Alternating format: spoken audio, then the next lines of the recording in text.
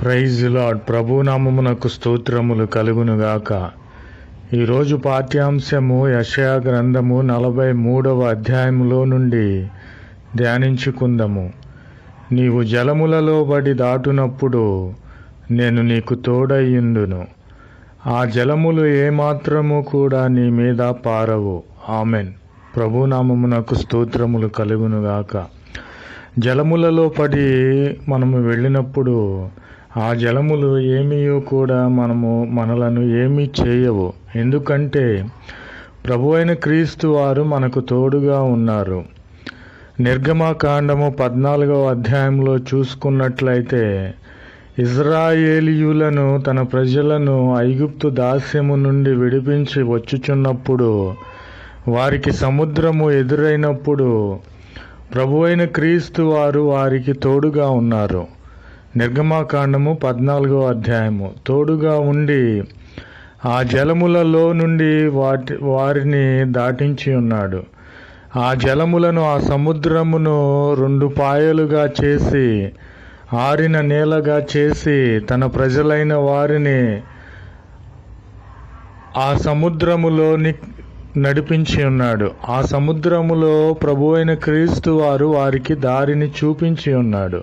ప్రభు నామమునకు స్తోత్రములు కలుగునుగాక. అలాగునే మనము అగ్ని మధ్యన నడిచినప్పుడు మనము కాలిపోము. అవి ఏమీ కూడా జ్వాలలు, అగ్ని జ్వాలలు మనలను కాల్చజాలవు. ప్రభు నామమునకు స్తోత్రములు కలుగునుగాక.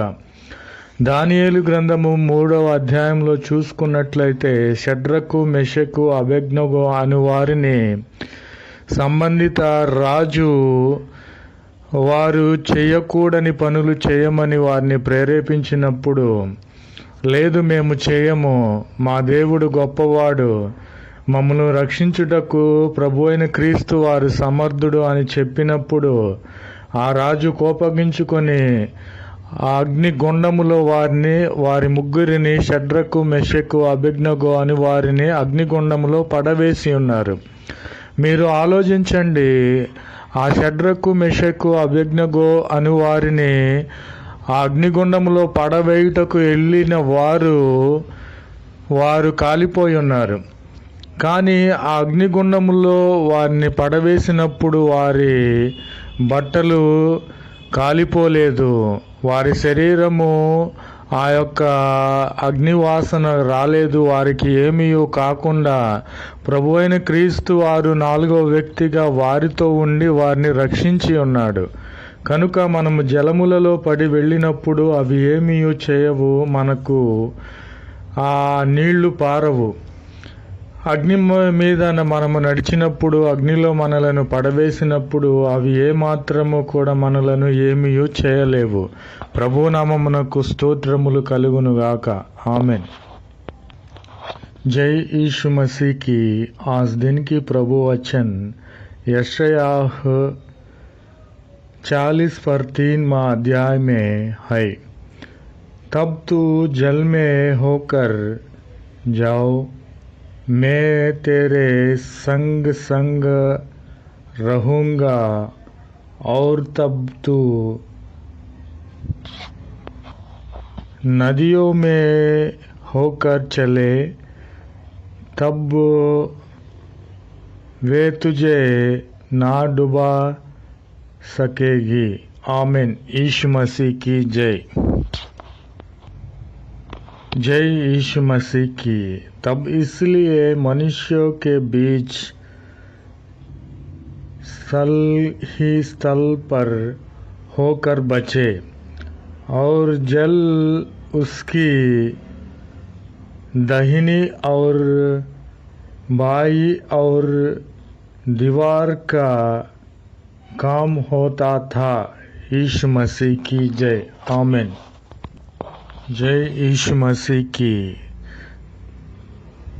जब तू आग में चले तब तुझे आंच ना लगेगी, और उसकी लो तुझे ना जला सकेगी।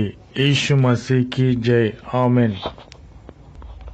और दानियल का 3वां अध्याय में फिर उसने कहा, अब मैं देखता हूँ कि 4 मनुष्य आग के पीछ खुले हुआ टहल रहे हैं। यीशु मसीह की जय। और उनके कुछ भी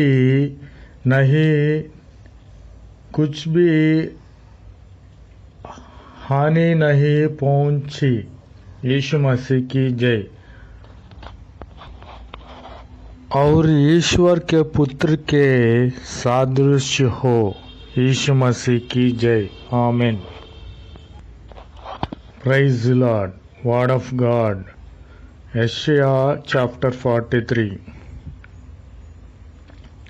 When thou fastest through the waters, I will be with thee, and through the rivers, they shall not overflow thee.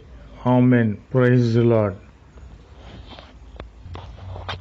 The water were divided, and the children of Israel went through the midst of the sea on the dry ground, and the waters were a wall to them on their right hand and on their left.